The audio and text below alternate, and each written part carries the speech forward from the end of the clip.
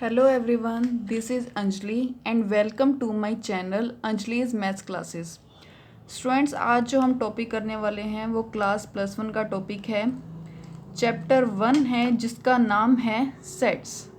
तो आज हम अपने इस लेक्चर में सेट्स की थ्योरी करेंगे, इंट्रोडक्शन करेंगे और उसके बाद इसकी एक्सरसाइज हम अपने नेक्स्ट लेक्चर में करेंगे। तो आइए स्टार्ट करते हैं हम अपना chapter sets.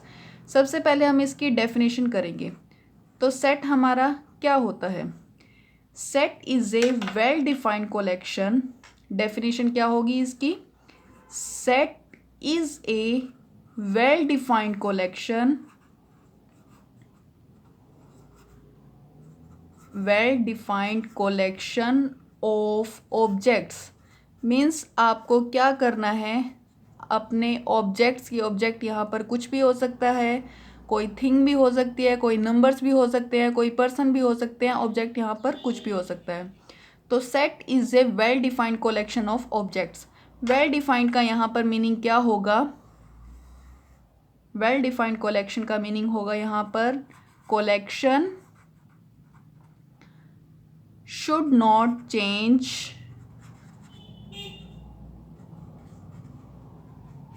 Person to person. Means ऐसी कलेक्शन जो कि पर्सन टू पर्सन चेंज ना हो, हम ऐसी कलेक्शन को कैसी कलेक्शन बोलेंगे? Well defined collection. तो ऐसी कलेक्शन ऑफ ऑब्जेक्ट्स जो कि क्या हो? वेल डिफाइंड हो, तब हम उस कलेक्शन को क्या बोलेंगे? सेट बोलेंगे। मीन्स ऐसी कलेक्शन जो कि सभी के लिए क्या हो? सेम हो, पर्सन टू पर्सन वो चेंज ना हो रही हो, सभी पर्सन्स के लिए वो सेम हो। तो ऐसी कलेक्शन जब हम बनाएंगे तो उस कलेक्शन को हम क्या बोलेंगे? यहाँ पर सेट बोलेंगे। आइए हम यहाँ पे एक एग्जांपल लेते हैं। एग्जांपल से आपको यहाँ पर और भी क्लियर हो जाएगा। तो हमारा एग्जांपल जैसे कि यहाँ पर है odd natural numbers, odd natural numbers less than 6। 6 से लेस आपके जितने भी ऑड नेचुरल नंबर्स हैं आपको वो बताने हैं। तो देखो स्टूडेंट्स, अगर मैं यही स्टेटमेंट 2-3 स्टूडेंट से पूछती हूँ, जैसे अगर मान लो मेरी क्लास में काफ़ी सारे स्टूडेंट्स हैं, मैंने उनमें से एक स्टूडेंट को खड़ा कर दिया, सोनू को खड़ा कर दिया मान लीजिए यहाँ पर, और मैंने उससे पूछा कि बताइए कि 6 से लेस ऑड नेचुरल नंबर्स कौन कौन से हैं। तो उसने मुझे क्या बताया? 1, 3, 5। सिमिलरली ऐसे ही मैंने मोनू को खड़ा किया और पूछा कि हाँ जी बताइए less than 6 odd natural numbers कौन से हैं। तो उसने भी सेम क्या बताया? 1, 3, 5। तो क्योंकि ये ऐसी कलेक्शन है जो कि हर एक पर्सन के हिसाब से सेम है और ये पर्सन टू पर्सन चेंज नहीं हो रही है, तो हम इसे सेट बोल सकते हैं। So it is a set. Means ये ऐसी कलेक्शन है 1, 3, 5 ऐसी कलेक्शन है जो कि हर एक पर्सन के हिसाब से, हर एक स्टूडेंट के हिसाब से सेम है। तो इसीलिए हम इस कलेक्शन को क्या बोल सकते हैं? सेट बोल सकते हैं। एक और एग्जांपल लेते हैं जो कि सेट नहीं बनता। जैसे कि हमने एग्जांपल लिया टॉप 5 एक्टर्स ऑफ बॉलीवुड। हमें बॉलीवुड के टॉप 5 एक्टर्स के नाम बताने हैं।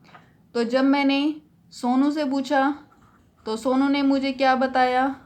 अमिताभ बच्चन, शाहरुख खान, अभिषेक बच्चन एंड कुछ भी लगा लीजिए यहाँ पर, सुशांत सिंह राजपूत, शाहिद कपूर। तो उसने मुझे टॉप 5 एक्टर्स की लिस्ट में ये नाम बताए। तो उसके बाद जब मैंने मोनू से पूछा कि हाँ जी बताइए कि टॉप 5 एक्टर्स ऑफ बॉलीवुड कौन कौन से हैं, तो उसने मुझे बताया कि फर्स्ट पे है शाहिद कपूर, फिर है हमारा शाहरुख खान, फिर है हमारा रणवीर कपूर, फिर है हमारा रणवीर सिंह, फिर है हमारा अमिताभ बच्चन। तो देखिए ये कलेक्शन जो है सोनू के हिसाब से कोई और कलेक्शन है, मोनू के हिसाब से कोई और कलेक्शन है। तो ये कलेक्शन हमारी पर्सन टू पर्सन चेंज हो रही है। तो ऐसी कलेक्शन जो कि पर्सन टू पर्सन चेंज हो जाए तो हम उसे क्या बोलेंगे? It is not a set. तो ऐसी कलेक्शन को हम सेट का नाम नहीं देंगे। उसके बाद आता है हमारा रिप्रेजेंटेशन ऑफ ए सेट, कि हम अपने सेट की रिप्रेजेंटेशन कैसे करेंगे। तो आइए देखते हैं representation of A set. Set को रिप्रेजेंट करने के लिए हम इसको कैपिटल लेटर से डिनोट करेंगे। It is denoted by capital letters. हमें किसी भी सेट की जब रिप्रेजेंटेशन करनी होगी हम उसको हमेशा ही कैपिटल लेटर से डिनोट करेंगे, लाइक ABC। और वो आपके लेटर्स कैसे होने चाहिए, कैपिटल ही होने चाहिए। और क्या होगा, एंड पुट इट इन करली ब्रैकेट, और हमें उसको करली ब्रैकेट में रखना है। करली ब्रैकेट हमारी कौन सी होगी, हमें अपने सेट की जब हम रिप्रेजेंटेशन करेंगे उसका नाम रखेंगे, हमेशा हमें किस में रखना है, उसका कैपिटल लेटर में नाम रखना है। और जब हम उसके एलिमेंट्स को लिखेंगे तो वो हम किस में लिखेंगे, करली ब्रैकेट में लिखेंगे। जैसे कि मैं आपको यहाँ पर एग्जांपल देती हूँ, आप कैसे लिखोगे। जैसे आपने ए सेट लिया तो आपने सेट का नाम कैपिटल लेटर में लिखना है। जब आप उसके एलिमेंट्स की रिप्रेजेंटेशन करोगे तो वो आपको किस में करनी है, करली ब्रैकेट में लिखनी है। और जो सेट के एलिमेंट्स होंगे या तो वो नंबर्स है, अगर उस सेट के एलिमेंट्स आपके अल्फ़ाबेट की फॉर्म में आ रहे हैं तो आपको उसको स्मॉल लेटर्स में ही लिखना है, कैपिटल लेटर्स में आपका हमेशा सेट का नेम ही रहेगा। तो उसके बाद आते हैं टाइप्स ऑफ ए सेट। हमारे सेट किस किस टाइप के होते हैं, types of A set. So it is represented in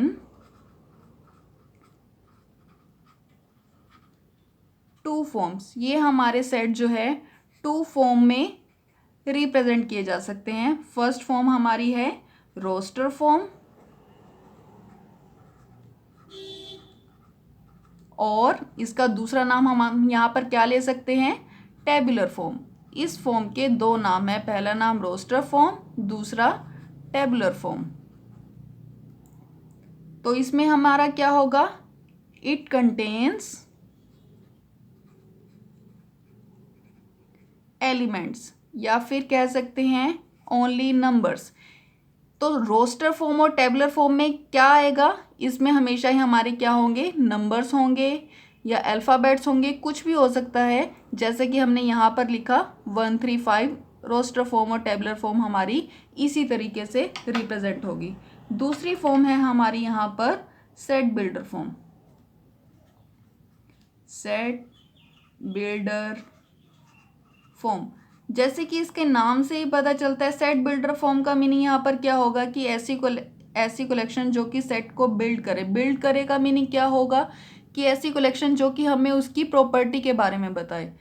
तो क्या होगा इसमें, इट कंटेन्स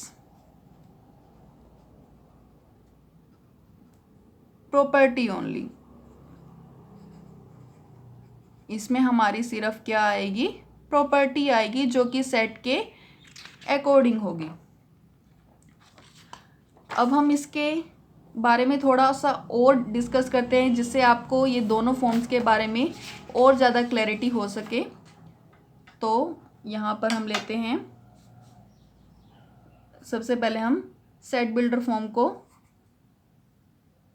यहाँ पे एक्सप्लेन करते हैं। सेट बिल्डर फॉर्म, जैसे कि मैंने आपको बताया था कि इसके अंदर क्या आती है, सिर्फ प्रॉपर्टीज़ आती हैं। तो उसको रिप्रेजेंट करने के लिए देखो हम यहाँ पे इसको कैसे रिप्रेजेंट करेंगे।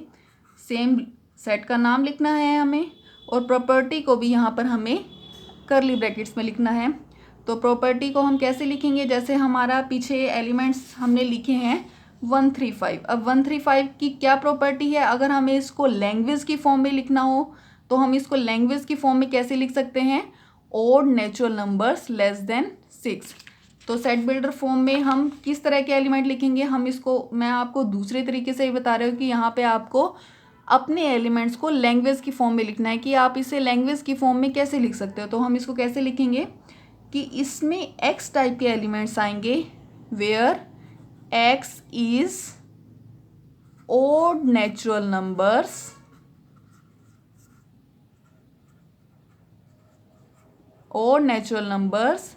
less than 6।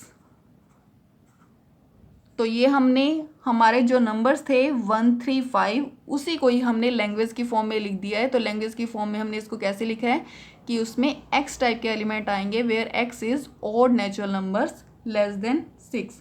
उसके बाद आता है हमारी सेकंड टाइप, यहाँ पे आती है रोस्टर फॉर्म।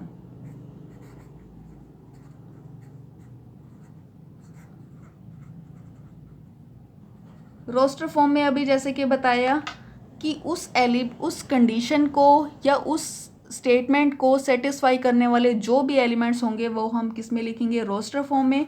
यानी कि रोस्टर फॉर्म में हमेशा ये आपके क्या आएंगे, एलिमेंट्स आएंगे। तो हम क्या लिखेंगे यहाँ पर 1, 3, 5, क्योंकि हमें ऐसे और नेचुरल नंबर्स बताने हैं जो कि लेस देन 6 हों। तो लेस देन 6 हमारे कौन से होंगे, 1 होगा, 3 होगा, 5 होगा। एक बात का ध्यान आपको हमेशा ही रखना है स्टूडेंट्स, ये आपका हमेशा ही कैपिटल लेटर में होना चाहिए और जो भी आप एलिमेंट्स लिखेंगे वो आप करली ब्रैकेट में ही लिखोगे। तो ब्रैकेट आपकी हमेशा ही करली ब्रैकेट यूज़ होनी चाहिए। इन दो बातों का आप खास ध्यान रखोगे। एक बात और यहाँ पर नोट करने वाली है कि अगर आपके एलिमेंट्स जो हैं रिपीट हो जाएं तब आप क्या करोगे। तो सेट में जब आप अपने एलिमेंट्स को लिखोगे, एलिमेंट्स शुड नॉट रिपीट, आपके एलिमेंट्स जो हैं वो रिपीट नहीं होने चाहिए। जैसे कि आपको एक एग्जांपल देती हूँ मैं यहाँ पर। हमने एग्जांपल लिया, एक सेट बी लिया जिसको मैं यहाँ पे पहले लैंग्वेज की फॉर्म में लिख रही हूँ कि यहाँ पर एक्स टाइप के एलिमेंट्स आएंगे जहाँ पर x is a letter of word school. School word के जो भी लेटर्स हैं हमने उसका क्या बनाना है, यहाँ पर सेट बनाना है। तो हम यहाँ पे लेटर्स कौन कौन से यूज़ हो रहे हैं, तो जब इसको हम रोस्टर फॉर्म में लिखेंगे तो सबसे पहले लिखेंगे एस, इसको स्मॉल लेटर्स में लिखना है आपको, फिर लिखेंगे सी, फिर लिखेंगे एच, फिर लिखेंगे ओ। अब देखो यहाँ पर ओ हमारा 2 टाइम्स रिपीट हो रहा है, बट हमें जब भी हम किसी भी एलिमेंट्स को सेट की फॉर्म में लिखेंगे तो हमें वहाँ पर रिपीट नहीं करना है, हम यहाँ पर उसको सिंगल टाइम ही लिखेंगे और नेक्स्ट एलिमेंट हमारा क्या हो जाएगा, एल हो जाएगा। तो यहाँ पे हमने ऐसा एग्जांपल ले लिया है कि जिसमें हमारे एलिमेंट्स रिपीट हो रहे थे, बट जब हमने उसको सेट की फॉर्म में लिखा हमने एलिमेंट्स को रिपीट नहीं किया है। उसके बाद आता है हमारा कंसेप्ट ऑफ बिलोंग टू। क्या है ये belong to? It is denoted by, it is denoted by this symbol। इस सिंबल से हम डिनोटेड बिलोंग टू को डिनोट करेंगे। तो क्या होता है ये, जब भी हमें एलिमेंट्स का सेट के साथ रिलेशन दिखाना हो तो हम अपने इस सिंबल का बिलोंग टू का यूज़ करते हैं। जैसे कि एस जो है हमारा बिलोंग करता है बी को, तो हम यहाँ पे एस और बी के बीच में ये सिंबल डाल देंगे। आगे हमेशा हमारा एलिमेंट आएगा और पीछे हमेशा हमारा सेट आएगा। तो इसको अगर हमने रीड करना हो तो इसको रीड कैसे करेंगे, S belongs to set B. S हमारा किस सेट को बिलोंग करता है, बी को। और अगर हमें ऐसा लिखा हो एन और does not belongs to show करना हो तो हम बिलोंग टू का सिंबल डाल के उसको कट कर देंगे, N does not belongs to B. तो इसको रीड कैसे करेंगे हम, N does not belongs to B. जो आपके सेट में एलिमेंट हैं वो आपके बिलोंग करेंगे, क्योंकि एन आपके सेट में नहीं है तो इसलिए हम यहाँ पे क्या लिखेंगे, and does not belongs to be. So ये हमारे एक्सरसाइज 1.1 की थ्योरी थी। तो स्टूडेंट्स अगर आपको मेरी वीडियो पसंद आई हो तो प्लीज़ मेरे चैनल को लाइक कीजिए, सब्सक्राइब कीजिए और अपने फैमिली एंड फ्रेंड्स के साथ शेयर कीजिए। और अगर आपके जो भी कमेंट्स हो प्लीज़ कमेंट बॉक्स में अपने कमेंट्स लिखिए ताकि हम अपनी वीडियोस में और भी ज़्यादा इम्प्रूवमेंट ला सकें। Thank you so much for watching my video.